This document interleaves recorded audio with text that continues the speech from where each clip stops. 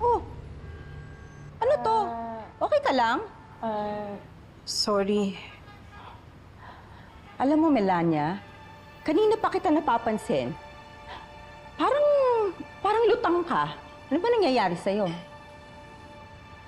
Pasensya na, Adela. Hindi kasi maalis sa isip ko yung problema ni Rosel. Lalo na't yung parehong anak niyo yung nadadamay. Talaga ba? Iba ka rin, ano? Masyado kang affected dun sa problema ni Rosel?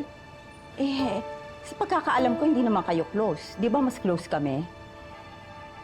Adela, nanay din naman kasi ako eh.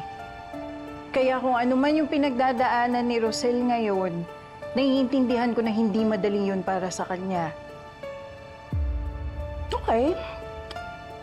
Naiintindihan ko naman yung concern mo sa kaibigan natin.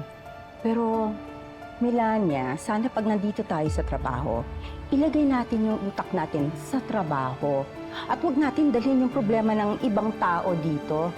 Lalo na kung hindi naman natin ganong close. Okay? Ligpit mo na yan.